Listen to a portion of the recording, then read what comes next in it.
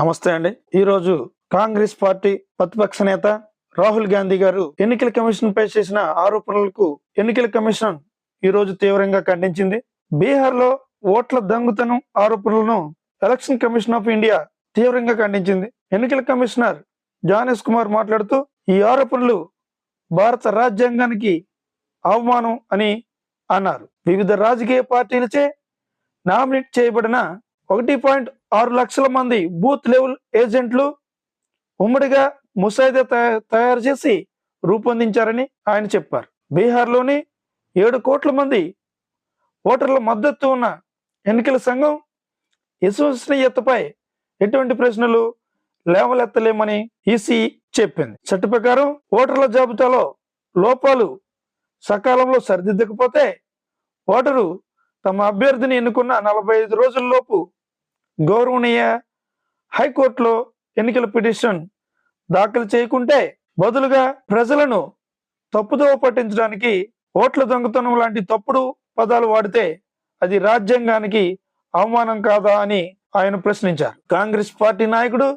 Rahul Gandhi media సమావేశంలో ఓటర్ల ఫోటోలను వారి అనుమతి లేకుండా ప్రదర్శించడం పైన జ్ఞానేష్ కుమార్ విమర్శలు చేశారు. ఎన్నికల సంఘం ఏ ఓటరు సీసీటీవీ వీడియోలనైనా వారి తల్లుల, కోడళ్ళ లేదా కూతుళ్ళ వీడియోలను పంచుకోవాలా?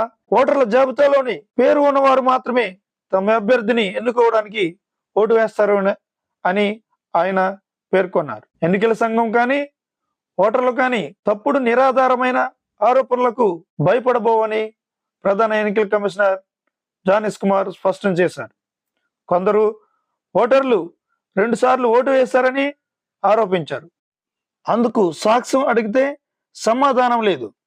అలాంటి తప్పుడు ఆరోపణలు ఎన్నికల సంఘంపై చేయరాదు. ఎలాంటి వివక్ష లేకుండా పేద, ధనిక, వృద్ధులు, మహిళలు, యువతతో సహా అన్ని వర్గాల ఓటర్లకు అండగా ఎన్నికల సంఘం రాతిలా నిలబడుతుందని జ్ఞానేష్ కుమార్ నొక్కి చెప్పారు. ఎన్నికల సంఘానికి ప్రతిపక్షం, పాలకపక్షం అనే తేడాలు లేవని స్పష్టం చేశారు. రాహుల్ గాంధీ అంతర్గత పోలింగ్ విశ్లేషణను ఉదాహరిస్తూ కర్ణాటకలో 16 సీట్లు గెలుచుకుంటామని భావించగా 9 సీట్లు మాత్రమే గెలిచామని ఈసీ బీజేపీపై ఓట్ల దొంగతనం ఆరోపణలు చేసిన తర్వాత ఈ వ్యాఖ్యలు వచ్చాయి. ఎలక్షన్ కమిషన్ ఆఫ్ ఇండియా ఈ ఆరోపణలను తిరస్కరించింది. తన ఆరోపణలను రుజువులకు సమర్పించాలని లేదా దేశానికి క్షమాపణ చెప్పాలని రాహుల్ గాంధీ గారిని కోరింది. వీడియో నచ్చినట్లయితే లైక్ చేయండి, షేర్ చేయండి, అలాగే సబ్స్క్రైబ్ చేయండి. లైక్ చేయడం వల్ల మా వీడియోని యూట్యూబ్ 10 మందికి చూపిస్తుంది. అదే సబ్స్క్రైబ్ చేయడం వల్ల మా వీడియో మీకు నోటిఫికేషన్ రూపంలో వస్తుంది.